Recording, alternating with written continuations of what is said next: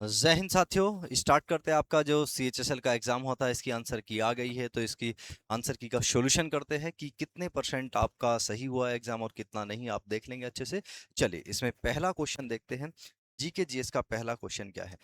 पहला क्वेश्चन है ये आपका, in PM Yashasvi what is the full form of Yashasvi. यहाँ से एक बात और हम एग्जामाइन करेंगे कि कितने क्वेश्चन कहाँ से आ रहे हैं, मैक्सिमम क्वेश्चन वेटेज कहाँ से ज्यादा है। ठीक है, पीएम यशस्वी, यशस्वी का संक्षिप्त यानी कि इसकी फुल फॉर्म पूछ ली, पीएम यशस्वी योजना।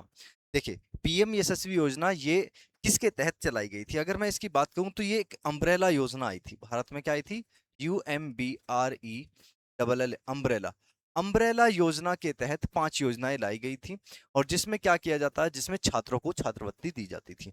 छात्रवृत्ति किसे दी जाती थी? छात्रवृत्ति बोलते हैं यानी कि जिसको ये आपका 9th से 11th तक, जिसको आप जनरली 9th 11th 9th से 12th तक बोलो, या फिर 9th और प्लस 11th के छात्रों को इनको दिया जाता है छात्रवृत्ति। ठीक है, यानी कि जिसको वजीफा वगैरह बोलते हैं आप।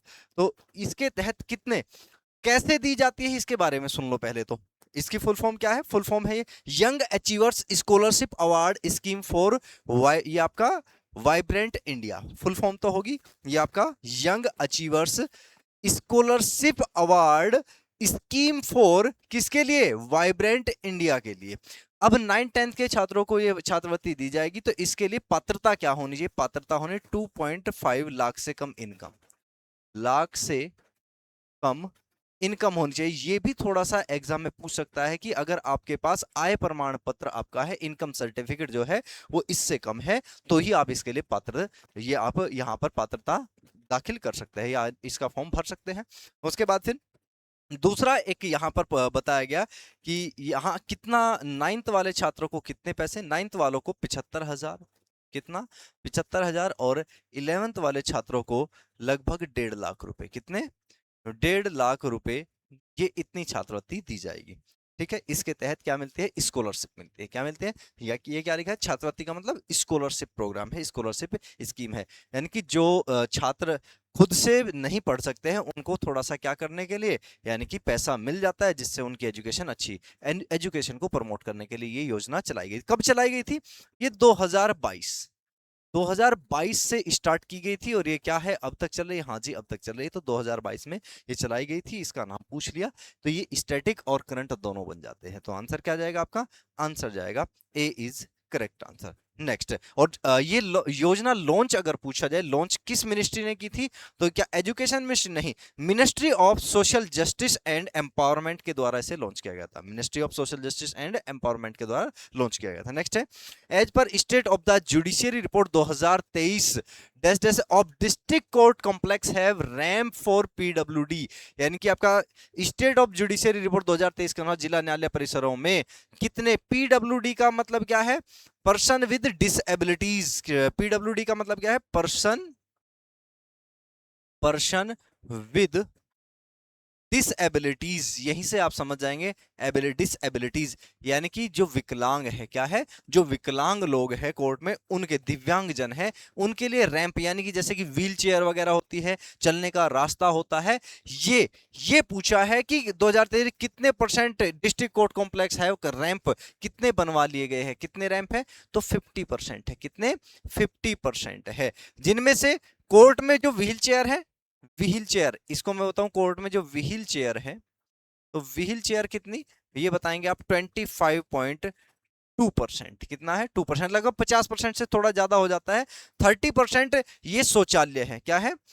दिव्यांग जन के अनुकूल जो शौचालय है, वो कितने, ये आपके 30%, 30.5 मान लो, 30% कर लो, अप्रोक्सीमेटली 30% है। और अगर पूछा जाए ये आपका ब्रेल साइनेज, या फिर आप जिनको टेक्टाइल पाविंग बोलेंगे, वो 5% है। वो कितना है? 5%। टेक्टाइल पाविंग या ब्रेल साइनेज का मतलब ये होता है मेरे साथी, कि जहां ये लोग चलते हैं, पाविंग का मतलब यानी कि जहां चलते हैं, वो टाइल्स जो होते हैं, टेक्टाइल पाविंग जो टाइल होते हैं, वो भी इसके अनुकूल बनाए, दिव्यांगजनों के अनुकूल, ताकि अगर व्हील चेयर लेके चले तो व्हील चेयर इस तरह से फिसले ना, इस तरह का बनाया जाना चाहिए। तो ये क्या है? लगभग 50% के आसपास है। Next, The most commonly used Lagrange's point are L1 and L2. Lagrange's point क्या है? Lagrange's point, Lagrange's point है ये located about million kilometer from Earth. किसके? जब हम सन की किस में ऑर्बिट में, सन की ऑर्बिट, सन की ऑर्बिट में जब हम कोई भी मिशन लॉन्च करते हैं या फिर हम कोई भी सैटेलाइट छोड़ते हैं जो हमको तस्वीरें देता है या गैलेक्सीज की या सन के बारे में हमको गणनाएं करके देता है, तो उसके लिए यहां पर ऑर्बिट में कितनी तरह की कितनी ऑर्बिट है, तो ये 5 ऑर्बिट है। लैग्रेंज पॉइंट कितने हैं? ऐसे लैग्रेंज पॉइंट L1 से लेकर L5 तक है। कितने तक है? L5 तक है। अब ये लैग्रेंज पॉइंट होता क्या है? लैग्रेंज बिंदु वे होते हैं जहां पर सूर्य, अर्थ और सन का ग्रेविटेशन दोनों क्या हो जाते हैं? एक दूसरे को नेगलेक्ट करते हैं और ऑर्बिट में आसानी से ये घूमती रहती है सारी की सारी सैटेलाइट या स्पेस स्टेशन या फिर जो भी हम मिशन लॉन्च है। जैसे आदित्य L1 है, यही वहीं से तो आया क्वेश्चन। आदित्य L1 है, L1 का मतलब लैग्रेंजेज 1 में छोड़ा गया। L1 का मतलब क्या है? लैग्रेंजेज 1 में छोड़ा गया है। अब कितनी दूरी पर है? तो ये 1.5, ये इतने मिलियन किलोमीटर है, इतने बिलियन नहीं है, ये इतने मिलियन किलोमीटर है। फिर पूछा जाए आपसे, ये आपका L1 और L2, ये L1 L2 दोनों है। अगर L3 पूछा जाए, L3 कितना है? ये 300 मिलियन है। कितना?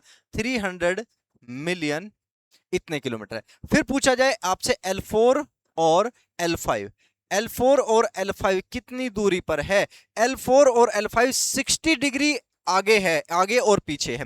L4 और L5 कितना? लगभग 150 150 मिलियन किलोमीटर है। कितना? 150 नहीं 150, सॉरी 150 100 नहीं, 150 मिलियन किलोमीटर। ये भी कितना? 150 मिलियन किलोमीटर। ये भी इतने किलोमीटर पर है। और ये क्या है? 60 डिग्री आगे ऑर्बिट सन से। L4 तो है सन से आगे, सन से 60 डिग्री आगे, और ये सन से 60 डिग्री पीछे। इस तरह से ऑर्बिट है। ये सन है, सन के चारों इस तरह पृथ्वी भी घूमती है, तो सन की जो ऑर्बिट है यहीं तो छोड़े जाएंगे। तो ये एक इस तरफ और एक इस तरफ ऐसे माने जाते हैं। तो ये याद रखना है कि ये 150 मिलियन किलोमीटर, ये 300 मिलियन किलोमीटर और ये 1.5 मिलियन किलोमीटर आदित्य जो L1 छोड़ा गया यही छोड़ा जाएगा। Next, The Paras telescope developed by the Physical Research Laboratory PRL is located at which of the following places? 4 question आए स्टार्टिंग के, 4 के 4 क्वेश्चन किससे संबंधित है? 4 के 4 क्वेश्चन करंट अफेयर से संबंधित है। तो आपको याद रखना है, माइंड में डालना है कि करंट अफेयर कितना महत्वपूर्ण रोल है। और 4 के 4 किससे? एक तो स्कीम आई और बाकी सारे के सारे स्पेस वाले आ रहे हैं क्वेश्चन। चलिए, भौतिक अनुसंधान प्रयोगशाला द्वारा विकसित पारस टेलीस्कोप किस स्थान पर स्थित है? तो ये कहां पर स्थित है? गुवाहाटी, माउंट आबू। तो इसका नाम क्या है? इसका नाम ये माउंट आबू है। क्या है? माउंट गुरु शिखर ऑब्जर्वेटरी में है। कहां है भाई? गुरु शिखर ऑब्जर्वेटरी, गुरु शिखर ऑब्जर्वेटरी, यहां से PRL लेबोरेटरी। क्या और भी है? हाँ, और बहुत सारी है, लेकिन यही याद रखेंगे। 6 से 7 नाम है वैसे तो। Next, What was the time frame for the first 5-year plan in India? Bharat में पहली पंचवर्षीय योजना की समय सीमा क्या थी? मोस्ट इंपोर्टेंट टॉपिक बनता है ये आपके इकोनॉमी का टॉपिक है। 5-year प्लान, पंचवर्षीय योजना, यहां से क्वेश्चन आने की संभावना है मैक्सिमम। हर एग्जाम में आता है। हाँ जी, हर एग्जाम। SSC पूछती है। हाँ जी, SSC ही पूछती है। SSC छोड़िएगा, कोई भी वनडे एग्जाम हो या फिर आपका UPSC का एग्जाम हो, हर एग्जाम में क्वेश्चन आता है। वहां को थोड़ा सा टफ भी कर सकते हैं, लेकिन ये बहुत सिंपल सा पूछ लिया। पहली पंचवर्षीय योजना 1951 से 1956 के लिए लागू की गई। और इसमें अगर इसका उद्देश्य पूछा जाए, एम क्या रखा गया था? इसमें कृषि को बढ़ावा दिया गया। एम क्या था? कृषि के क्षेत्र में एग्रीकल्चर को बढ़ावा देना। और यहां से थोड़ा सा और पूछा जाए, इसका ड्राफ्ट पूछा जाता है। इसका ड्राफ्ट किसने तैयार किया था? तो इसका ड्राफ्ट तैयार किया था हेराल्ड डोमर। बहुत ज्यादा पूछा था, हेराल्ड डोमर के द्वारा तैयार किया गया। और इसमें पूछे जाए फिर अध्यक्ष कौन थे? इस पंचवर्षीय योजना के अध्यक्ष कौन थे? तो इस पंचवर्षीय योजना के अध्यक्ष रहे थे JL नेहरू। कौन रहे थे? JL नेहरू। इसके पीछे पूरी कहानी है। क्यों रहे थे JL नेहरू? क्योंकि जो भी प्रधानमंत्री होता है, जो PM होता है, वही योजना आयोग का अध्यक्ष होता है। और योजना आयोग के पंचवर्षीय योजना में पहला जो योजना आयोग का अध्यक्ष बनता है, तो पंचवर्षीय योजना का अध्यक्ष भी वही रहता है। पंचवर्षीय योजना जो लागू करेगा 2012 तक 12 से 14 तक के लिए, वैसे 2014 तक लगातार 12 पंचवर्षीय योजनाएं आई। कितनी आई? 12 पंचवर्षीय योजनाएं। उसके बाद फिर इस योजना आयोग का नाम बदलकर नीति आयोग कर दिया गया। तो पहली पंचवर्षीय योजना पूछा है, तो पहली पंचवर्षीय योजना के लिए ये सफिशिएंट रहेंगे। इसमें कुछ कार्य किए गए थे, तो इसमें कौन कौन सा कार्य किया गया था? इसमें एक पूछा जाता है सामुदायिक सामुदायिक कार्यक्रम चलाया गया था, जो कि विफल हुआ था। उसके बाद फिर सामुदायिक विकास कार्यक्रम था, ये आपका डेवलपमेंट प्रोग्राम था, जो विफल हुआ था 1952 में। उसके बाद फिर यहाँ पर सबसे पहला संविधान संशोधन अधिनियम, वो भी यही होता है। तो अगला कार्य क्या होता है? एक कार्य होता है यहाँ पर बांधों का निर्माण, डैम्स बनाए जाते हैं भारत में, बांधों का निर्माण, ये आता है एग्जाम में, बांधों का निर्माण। सबसे पहली बार यहीं पर बांधों का निर्माण क्यों किया गया था? ताकि कृषि के क्षेत्र में इरिगेशन की जरूरत पड़ती, सिंचाई की, तो इरिगेशन सिंचाई आसानी से की जा सके। तो आंसर क्या जाएगा? बी जाएगा आंसर। नेक्स्ट चलिए, next question, who among the following was the chairman of planning commission under third 5 year plan? तीसरी पंचवर्षीय योजना के अंतर्गत चेयरमैन कौन थे? तो उस समय प्रधानमंत्री कौन थे? तीसरी पंचवर्षीय योजना हर 5 साल के लिए लागू की योजना आयोग ने कहा था। अब योजना आयोग के तहत 1956 तक पहली पंचवर्षीय योजना, 56 से 61 तक दूसरी पंचवर्षीय योजना, 61 से 66 के लिए तीसरी पंचवर्षीय योजना। और 1961 में प्रधानमंत्री कौन ही थे? जवाहरलाल नेहरू थे। कौन थे? जवाहरलाल नेहरू। बाद में कौन बने? लाल बहादुर शास्त्री बाद में बने, लेकिन पहले जवाहरलाल नेहरू। आंसर जाएगा जवाहरलाल नेहरू। दोनों दिया है, कंफ्यूज नहीं होना है। अब थर्ड 5 ईयर प्लान कब से कब तक के लिए? 1961 से लेकर 1966 से के लिए लागू होती है। अब इस पंचवर्षीय योजना का ड्राफ्ट किसने तैयार किया था? तो ड्राफ्टेड बाय, किसके द्वारा ड्राफ्ट की गई थी? तो ये आपका जॉन सैंडी, व्यक्ति का नाम क्या था? John Sandy. John Sandy and Sukhamoy Chakravarty, दूसरा नाम है सुखमोय चक्रवर्ती। सुखमोय चक्रवर्ती के द्वारा ये यहां पर ड्राफ्टेड की गई। इसका उपाध्यक्ष पीसी महालनोबिस पूछा जाता है वैसे तो, लेकिन यहां पर क्या ये पंचवर्षीय योजना सफल हुई थी? ये विफल थी। कैसी थी? ये अनसक्सेसफुल रही थी, अनसक्सेसफुल रही थी। अनसक्सेसफुल होने का रीजन क्या था? इसका रीजन था क्योंकि इस पंचवर्षीय योजना में हमारे प्रधानमंत्री की डेथ हो जाए। पहले तो इंडो चाइना वॉर होता है 1962, उसके बाद फिर प्रधानमंत्री जवाहरलाल नेहरू की डेथ हो जाती है। उसके बाद फिर 1965 में फिर से बैटल होता है, ये इंडो पाक वॉर होता है। उसके बाद फिर अगला जो होता है यहाँ पर, फिर 1966 में ये दूसरे प्रधानमंत्री होते हैं, इनकी भी डेथ हो जाती है, लाल बहादुर शास्त्री की भी, तो ताशकंद में। तो यहां पर क्या होता है, इस वजह से ये पंचवर्षीय योजना विफल रही थी। अगर ये पूछा विफल थी सफल थी, ये विफल थी। इसके बाद भारत में गॉडगिल प्लान लागू किया जाता है। कौन सा प्लान? गॉडगिल प्लान लागू किया जाता है और 3 सालों के लिए पंचवर्षीय योजना का अवकाश आता है 1966 से 67, 67 से 68, 68 से 69 के लिए। और यहीं पर आता है भारत में ग्रीन रेवोल्यूशन, और जिसके ग्रीन रेवोल्यूशन के फादर या फिर हरित क्रांति के जनक किन्हें कहा जाता है? एम एस स्वामीनाथन को कहा जाता है। तो आंसर जाएगा आपका बी। नेक्स्ट अगला क्वेश्चन, लगभग सभी जलवायु एवं मौसम संबंधी परिवर्तन वायुमंडल की किस परत में होते हैं? यानी कि एटमॉस्फेयर का क्वेश्चन भी आना तय ही होता है। एटमॉस्फेयर, तो सबसे पहले ये लेयर को इस तरह से पढ़ा जाता है कि ये अर्थ है।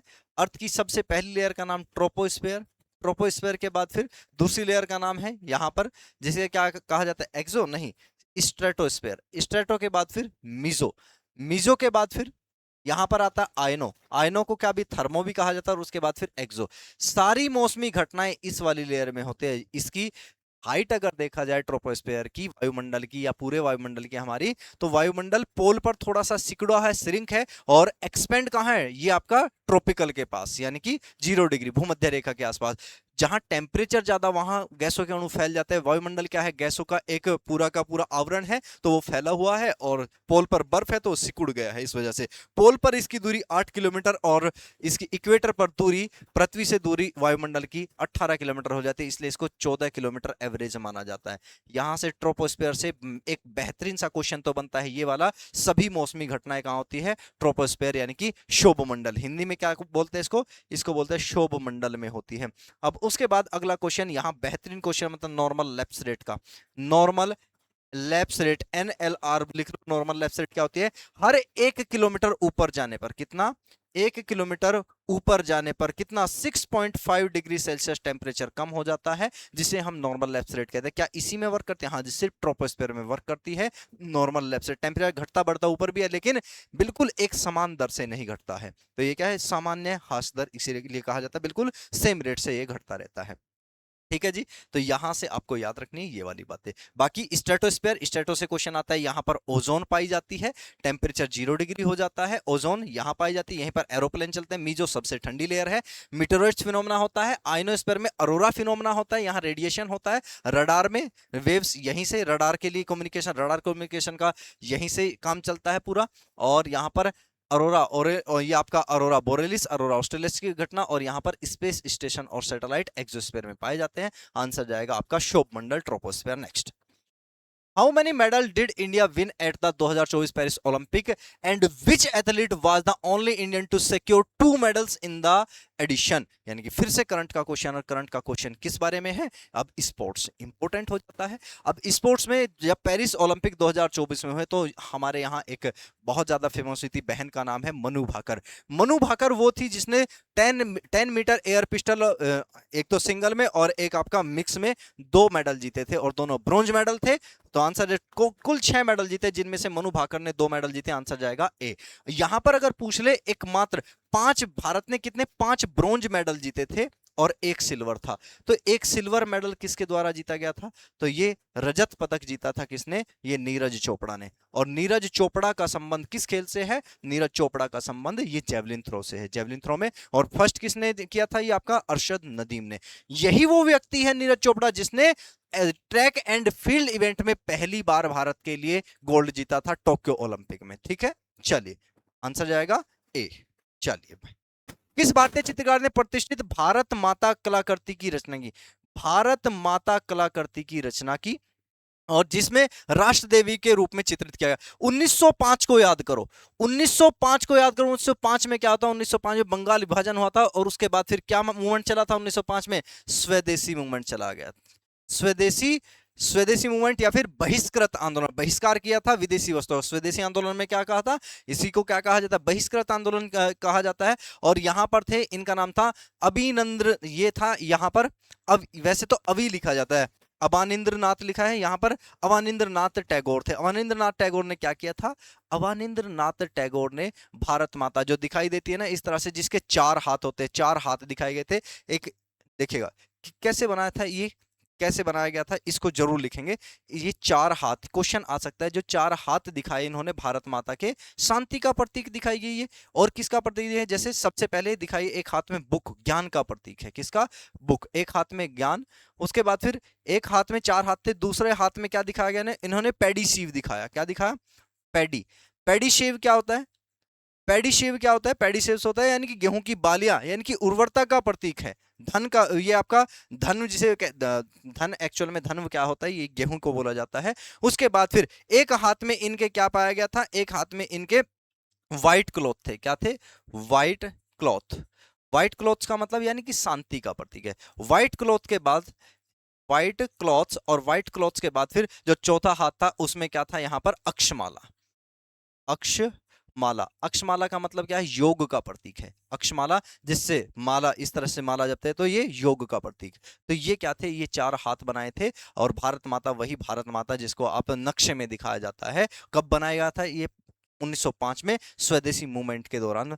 किसके द्वारा? टैगोर के द्वारा। नेक्स्ट, चलिए अगला question. Which Indian shooter became the country's first athlete to win an individual Olympic gold medal? बहुत बेहतरीन सा क्वेश्चन है, इंडिविजुअल। अभी एक क्वेश्चन के बारे में, 2 क्वेश्चन आए यहीं से, स्पोर्ट्स के 2 क्वेश्चन है, 2 क्वेश्चन है। पहला क्वेश्चन वो मनु भाकर वाला था, वहां नीरज चोपड़ा की बात की मैंने। अब देखो यहां आंसर जाएगा आपका अभिनव बिंद्रा। कब की बात है अभिनव बिंद्रा? 2008 की बात है। 2008 में ओलंपिक हुआ था बीजिंग में, और बीजिंग ओलंपिक में क्या जीता था उन्होंने? पहला गोल्ड मेडल जीता था, यानी कि सिंगल में। अब तक भारत ने गोल्ड मेडल सबसे अधिक अगर कहीं जीते तो वो हॉकी में जीते हैं।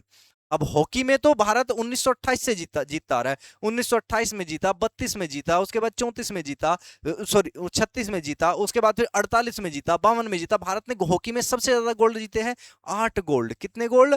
8 गोल्ड किस में जीते हैं? भारत ने हॉकी में जीते हैं। हॉकी में। उसके बाद फिर 2008 में पहला गोल्ड मेडल व्यक्तिगत किसके द्वारा, ये थे नाम था इनका अभिनव बिंद्रा। और 2020 में कोरोना आया था, इस वजह से टोक्यो ओलंपिक 2021 में कराए गए थे। और 2021 में जब वो हुए तो वो उसमें उन्होंने किसने जीता था गोल्ड मेडल, नीरज चोपड़ा ने। किसने, नीरज भाई ने। किसमें, ट्रैक एंड फील्ड इवेंट। अगर आएगा ट्रैक एंड, ये तो डायरेक्ट पूछ लिया, अब पूछ ले ट्रैक एंड फील्ड इवेंट में स्वर्ण पदक जीतने वाले देश के पहले एथलीट कौन थे, तो वो थे Neeraj Chopra. Track and field event पूछेगा तो ये आंसर जाएगा, C is correct answer. Next, which act formally ended the East India Company trade monopoly over the Indian market, reflecting the shift in British economic policy toward free trade? Polity का question है, historical background यानी कि कैसे कैसे development हुआ था ये आपका, ब्रिटिश ईस्ट इंडिया कंपनी क्या कर रही थी, कैसे कैसे संविधान बना, कैसे कैसे नियम आए, जिसको हिस्टोरिकल बैकग्राउंड कहा जाता है। 1600 के चार्टर से पढ़ा जाता है, अलग अलग चार्टर अधिनियम आए, तो इसमें ईस्ट इंडिया कंपनी के व्यापारिक अधिकार, ट्रेड के अधिकार को कब कर दिया गया, 1813। कब कर दिया गया, 1813 का जो चार्टर अधिनियम आया, इसके तहत ब्रिटिश ईस्ट इंडिया कंपनी के अधिकार को ये लिमिटेशन किया गया इनका। और कितना लिमिटेशन किया, कितना रोका गया, यहां पर सिर्फ अधिकार छोड़ेगा चाय व अफीम। कौन सा, चाय व अफीम, टी एंड ओपियम का ट्रेड कर सकेगी ब्रिटिश ईस्ट इंडिया कंपनी। और किसके साथ, चीन के साथ ट्रेड, तथा चीन के साथ। ये अधिकार छोड़कर बाकी सारे अधिकार छीन लिए गए, कब, 1813 में। और अगर पूछा जाए कंप्लीटली सारे के सारे ये भी छीन लिए गए, कंप्लीटली कब छीने गए, तो कंप्लीटली 1833 में कंप्लीट सारे अधिकार छीन लिए गए थे, यहां पर सिर्फ कम किए गए थे, ये अधिकार छोड़ दिया गया था। और ये भी कब छीने, 1833 में। तो आंसर जाएगा आपका 1813 का चार्टर अधिनियम। 1892, उसके बाद 1858, ये तो जानते ही है, 1858 में क्या, भारत की साम्राज्य ये पूर्णतः ताज का शासन आ गया था, यहीं पर सेक्रेटरी ऑफ स्टेट का एक नया पद बनाया गया था। Next, which constitutional article empowers the president of India to seek the opinion of the supreme court on the question of, अच्छा, on supreme court on a question of law. भारत के राष्ट्रपति किस विधि संबंधी प्रश्न पर सर्वोच्च न्यायालय से राय लेने का अधिकार प्रदान है। तो इस वजह से आजकल क्या है, पहले तो बोलते थे ये आपके संविधान के जो आर्टिकल्स है ये इंपॉर्टेंट नहीं है, लेकिन इंपॉर्टेंट बन जाते हैं, क्योंकि कोई भी आर्टिकल आपसे पूछा जा सकता है, कोई भी एक भी आर्टिकल, कहीं से कुछ भी आर्टिकल पूछा जा सकता है। तो आर्टिकल 123 तो सभी को पता होता है, ये क्या है, ये तो ऑर्डिनेंस है। ये क्या है, ऑर्डिनेंस मेकिंग पावर। ऑर्डिनेंस बोले तो यानी कि अध्यादेश जारी करने की, लोकसभा राज्यसभा अभी पार्लियामेंट में नहीं है और जरूरी कानून कोई लेके आना पड़ रहा है तो राष्ट्रपति वो कानून लेके आ सकता है, इसे क्या कहा जाता है, ऑर्डिनेंस यानी कि अध्यादेश। अध्यादेश जारी करने की शक्ति, ऐसे ही राष्ट्रपति की आपसे पूछा जाता है पावर्स ऑफ प्रेसिडेंट में आर्टिकल 72 पार्डनिंग पावर जिसे कहा जाता है। उसके बाद फिर आर्टिकल 143 लिखा है। आर्टिकल 143 क्या है, यही तो सुप्रीम कोर्ट क्या करता है, सुप्रीम कोर्ट को सुप्रीम कोर्ट को नहीं, राष्ट्रपति को, किसको, राष्ट्रपति को पावर देता है यहां से कि किसी भी लो पर सर्वोच्च न्यायालय से राय ले सकता है। कौन ले सकता है राय, राष्ट्रपति ले सकता है। आर्टिकल 131 क्या करता है, आर्टिकल 131 सुप्रीम कोर्ट को ओरिजिनल ज्यूरिडिक्शन का अधिकार देता है। किसको, सुप्रीम कोर्ट को ओरिजिनल ज्यूरिडिक्शन का अधिकार देता है। और 148 ये तो जानते ही है, controller and auditor general of India, यहां आता है, आंसर जाएगा B. Next question, which classical dance form is socially associated with the temples of Tamil Nadu and evolve from devadasi tradition. वही तो पूछना चाहता है, देवदासी ट्रेडिशन। देवदासी ट्रेडिशन छोड़िएगा, इसी को दासी अट्टम और सादिर अट्टम कहा जाता था। इसका पुराना नाम क्या था, सादिर अट्टम या फिर दासी अट्टम, इसी का नाम था दासी अट्टम। क्यों कहा जाता है दासी अट्टम, क्योंकि कहां से, देवदासी से, ये देवदासी ट्रेडिशन से आया है। तो इसका नाम है भरतनाट्यम। भरतनाट्यम है कहां का पूछा जाए तो तमिलनाडु का सांस्कृतिक नृत्य है, ये आपका क्लासिकल डांस है तमिलनाडु। और तमिलनाडु छोड़िएगा, टोटल क्लासिकल डांस कितने हैं, क्लासिकल डांस है हमारे 8 क्लासिकल डांस है और एक सेमी क्लासिकल डांस माना जाता है। 8 क्लासिकल डांस कौन कौन से, भरतनाट्यम है, उसके बाद फिर मोहिनी अट्टम और कथकली है, उसके ऊपर कुचिपुड़ी, उसके बाद ओडिसी, कथक, सतरिया, और मणिपुरी। ये क्या है, ये 8 क्लासिकल डांस माने जाते हैं। सेमी क्लासिकल डांस कहा जाता है छऊ को। किसे कहा जाता है, छऊ। कुचिपुड़ी का संबंध कहां से, कुचिपुड़ी आंध्र प्रदेश से है। मोहिनी अट्टम का संबंध केरल से है। और कथक का संबंध नॉर्थ इंडिया, कहां से, एनआई मतलब नॉर्थ इंडिया से है कथक का। अब ये तमिलनाडु में जो होता है भरतनाट्यम, इसे ही क्या कहा जाता है, सभी सारे के सारे जितने भी डांस हैं इन सब की जननी भी कहा जाता है। और क्या है यहां से जो ये डांस है भरतनाट्यम, भरतनाट्यम से क्या क्वेश्चन बनता है, भरतनाट्यम किस मुद्रा से, ये इसमें 7 डांस होते हैं। कितने, 7 डांस होते हैं, जिनमें ये कहां से स्टार्ट होता है, ये अलारिप्पू से स्टार्ट, इसकी स्टार्टिंग किससे होती है, अलारिप्पू, अलारिप्पू से स्टार्ट होता है और तिल्लाना से ये खत्म होता है। किस पर, तिल्लाना पर जाकर खत्म होता है। ये फर्स्ट है और ये लास्ट है। ये भी इसको यहां से तमिलनाडु में साथ साथ में आपको याद रखना है। इससे संबंधित अगर कभी आपसे पूछ ले कि कौन कौन से व्यक्ति इससे संबंधित, किसने इसको फेमस किया है, दासियट्टम या सदिर को, तो ई कृष्णा अय्यर, दो नाम याद रखेंगे। एक तो रुक्मणी देवी अरुंडेल, क्या है, रुक्मणी देवी अरुंडेल, इस इनके द्वारा सबसे ज्यादा, यही तो फेमस डांसर है इसकी, अरुंडेल, रुक्मणी देवी अरुंडेल। और उसके बाद फिर ई कृष्णा, ई कृष्णा अय्यर, ये इन दोनों ने इसको फेमस कर दिया। ये सबसे बेहतरीन कलाकार माने जाते हैं भरतनाट्यम के। अगर आए तो भरतनाट्यम में ज्यादातर रुक्मणी देवी अरुंडेल आपसे पूछता है, तो आंसर जाएगा A. Next, to which Indian state the Kalbelia dance recognised by the UNESCO belongs. अब यूनेस्को द्वारा मान्यता कालबेलिया नृत्य, अब कालबेलिया नृत्य कहाँ का है, कालबेलिया नृत्य है ये आपका आरजे मतलब राजस्थान का। कहाँ का है, राजस्थान का। तो आंसर क्या जाएगा, राजस्थान जाएगा आंसर।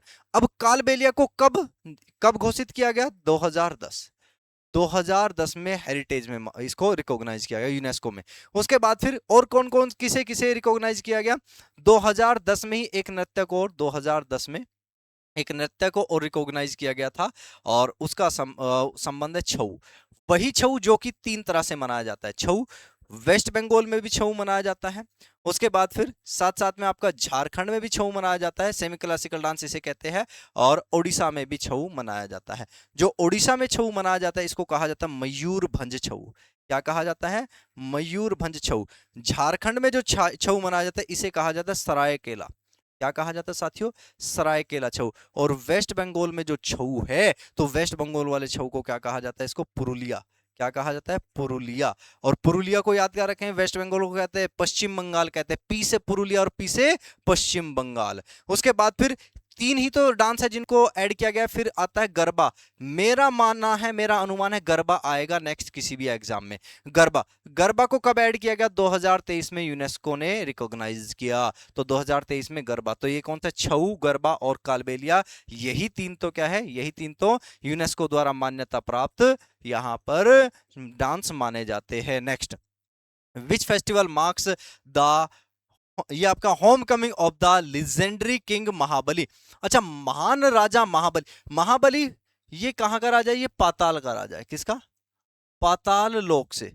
ऐसा माना जाए पाताल लोक से आने वाला, आने वाला असुरों का देवता इसे कहा जाता है। किसका, असुरों का देवता माना जाता है, असुरों का देवता माना जाता है। पाताल लोक से आते हैं। कब आते हैं, जब केरल में ओणम चलता है। कौन सा त्योहार, ओणम त्योहार चलता है। और ये कितने दिनों तक मनाया जाता है ओणम, ओणम 10 दिनों तक चलने वाला त्योहार है। कितने दिनों तक, 10 दिनों तक ये त्योहार चलता है। सबसे पहले दिन फूल इस तरह से बिछाए जाते हैं, फूल बिछाए जाते हैं, और आखिरी दिन सभी को भोजन खिलाया, केले के पत्ते पर भोजन खिलाया जाता है। पहला दिन क्या कहलाता है, फर्स्ट डे। फर्स्ट डे इसका अथम कहलाता है। क्या कहलाता है भाई, फर्स्ट डे इसका अथम कहलाता है। और कभी पूछ ले आपसे आखिरी दिन, 10th डे, इसका आखिरी दिन, टेंथ डे क्या कहलाता है, तो इसको थिरुओणम कहते हैं। क्या कहते हैं, थिरुओणम, इसका नाम होता है थिरुओणम। ठीक है जी, पहला दिन और आखिरी दिन याद रख लेंगे, इससे ज्यादा इसमें नहीं पूछा जाएगा। नेक्स्ट चलिए, नेक्स्ट क्वेश्चन है, to which state the Nuakhai festival belongs, which is the celebrated after the new rice harvest. अच्छा, नुआखाई त्योहार, वैसे तो नुआखाई से ही क्लियर हो जाता है नुआखाई कहाँ मनाया जाता है। तो नुआखाई कहाँ मनाया जाता है, ओडिशा में। नुआखाई त्योहार कहाँ का है, ओडिशा का है। वेस्ट बंगाल का प्रमुख त्योहार कौन सा है, तो वेस्ट बंगाल का प्रमुख त्योहार हो जाता है दुर्गा पूजा। कौन सा हो जाता है भाई? दुर्गा पूजा सबसे फेमस है। झारखंड, झारखंड का फेमस त्योहार पूछा जाता है तो ये सरहुल। कौन सा है? सरहुल त्योहार भी है, नृत्य भी है। छत्तीसगढ़ से पूछा जाए तो छत्तीसगढ़ में होता है बस्तर दशहरा। कौन सा? बस्तर दशहरा। दशहरा तो और जगह भी है लेकिन बस्तर दशहरा केवल कहाँ है? बस्तर प्लेटू छत्तीसगढ़। आंसर जाएगा B is correct. Next question, Allahabad स्तंभ शिलालेख को इलाहाबाद के किले में ले जाने से पहले वह मूल रूप से कहाँ स्थापित था? अब जब पहले इसको बनवाया किसने था? सम्राट अशोक ने। सम्राट अशोक ने इसको कौशाम्बी में स्थापित किया था। कहाँ किया था? कौशाम्बी में स्थापित किया था सम्राट अशोक ने। तो आंसर क्या जाएगा? कौशाम्बी जाएगा आंसर इसका। और इसी पर क्या लिखी गई? यहीं पर क्या है? इसे ही लिखा गया जाता है प्रयाग प्रशस्ति। क्या है? प्रयाग प्रशस्ति। प्रयाग प्रशस्ति किसके द्वारा लिखी गई? इसी पर हरिशेन के द्वारा लिखी गई प्रयाग प्रशस्ति। बाद में इसको अकबर के द्वारा, किसके द्वारा? 1583 में, 1583 में अकबर, किसके द्वारा भाई? अकबर। अकबर इसको कहां लेके आया था? अकबर इसको इलाहाबाद के किले में या फिर प्रयागराज प्रेजेंट में जिसे हम कहते हैं वहां लेके आया था। आंसर जाएगा आपका कौशाम्बी। नेक्स्ट, इलाहाबाद स्तंभ शिलालेख के सबसे आधिकारिक अर्थ निकालने और अनुवाद का श्रेय किस विद्वान को दिया जाता है? अच्छा, ये क्वेश्चन इंपॉर्टेंट है। आधिकारिक अर्थ निकालने और अनुवाद का श्रेय किसे दिया जाता है? सबसे ज्यादा क्या? स्तंभ में सबसे आधिकारिक यानी कि मोस्ट अप्रोप्रिएट पूछना चाहता है। सबसे पहले किसने इसको डिसाइफर किया? अगर पूछे सबसे पहले, ये आएगा सबसे पहले डिसाइफर करने वाले जेम्स, जेम्स सबसे पहले। यही ये देख रहे क्वेश्चन का कैसे क्वेश्चन? सबसे पहले किसने? जेम्स प्रिंसेप ने सबसे पहले इसको क्या किया? डिसाइफर किया। लेकिन अगर पूछा जाए created with producing the most authoritative, most appropriate किसने दिए थे इसके बारे में? तो ये जे.एफ. फ्लीट ने दिए थे। किसने? जे.एफ. फ्लीट के द्वारा दिए गए थे। जॉन फेथफुल फ्लीट, पूरा नाम है इसका जॉन फेथफुल फ्लीट। ठीक है जी, जे.एफ. फ्लीट के द्वारा। जेफ फ्लीट ने अपनी एक पुस्तक लिखी। चलिए थोड़ा सा और बता देता हूं। जेफ फ्लीट की पुस्तक का नाम देखो। जेफ फ्लीट ने अपनी एक पुस्तक लिखी और पुस्तक क्या थी? पुस्तक का नाम था कॉर्प्स इंस्क्रिप्टियम। CORPS, कॉर्प्स इंस्क्रिप्शन लिखा जाता है लेकिन इन्होंने क्या लगा? इंस्क्रिप्टियम, TIUM, इंस्क्रिप्टियम। और उसके बाद फिर यहां से इंडिकेवम, इंडिकेवम वॉल्यूम थर्ड, ये थी। बस कॉर्प्स इंस्क्रिप्टियम याद रख लेना, ये पुस्तक थी। इस पुस्तक में जॉन फेथफुल ने किसके बारे में लिखा? ये सबसे ज्यादा अशोक के जो यहां पर पिलर थे इसके बारे में, इलाहाबाद स्तंभ के शिलालेख के बारे में सबसे बेस्ट इंस्क्रिप्शन दिए। चलिए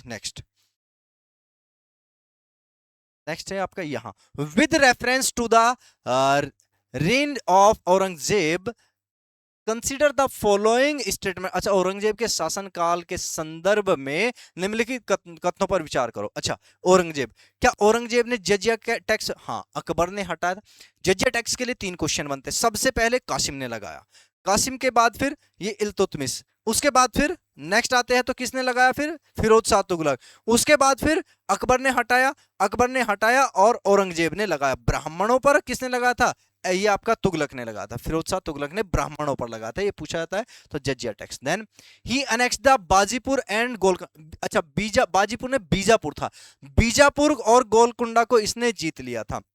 हाँ बिल्कुल, बीजापुर और गोलकुंडा को इसने जीत लिया था। ये भी बिल्कुल करेक्ट है। 1686 कब की बात है? 1686 में ये क्या करता है? बीजापुर और गोलकुंडा को जीत लेता है। वहां पर गोलकुंडा दोनों का विलय कर लेता है अपने में जीतकर।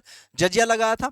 हिज डेक्कन कैंपेन, ये दक्कन का क्या था? यहां पर दक्कन अभियान ही तो था इसका, यानी कि दक्षिण भारत के जो यहां पर राज्य हैं उनको जीत रहा था। जीत तो लिया, वित्त को मजबूत कर दिया।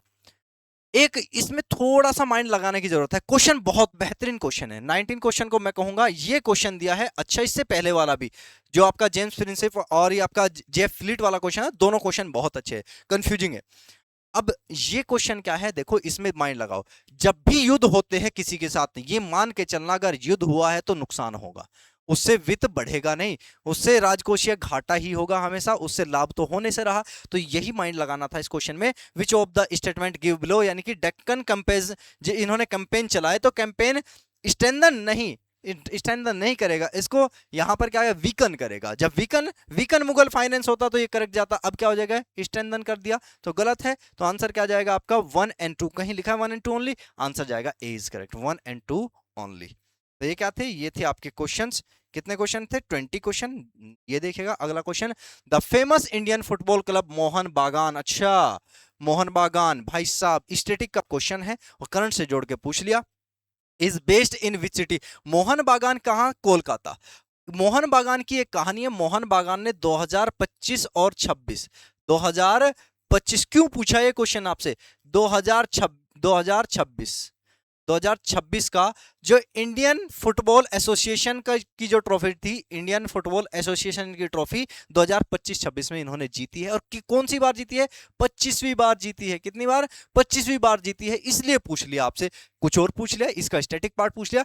ये सबसे पहली बार कब स्टार्ट हो, 1911 में मोहन बागान टीम ने किसको हराया था, ब्रिटिशर्स को हराया था। भारत में पहली बार पहली जीत अगर कहीं ब्रिटिशर्स की हार या भारतीयों की जीत देखी जाती है फुटबॉल में, तो वो कब, 1911 में ब्रिटिश की टीम को हराया था इन्होंने। और 25-26 में इन्होंने, सॉरी 25वीं बार, सॉरी 25वीं नहीं 21वीं बार, सॉरी 21st टाइम, 21वीं बार इन्होंने ये जीता। तो आंसर क्या जाएगा, इसका संबंध है कोलकाता से। कहां से, कोलकाता है, 21वीं बार जीता है भाई, 25वीं नहीं। चलिए ठीक है भाई, तो ये क्या था आपका सॉल्यूशन, कंप्लीट सॉल्यूशन है किसका, यहां पर आपका जीके जीएस का।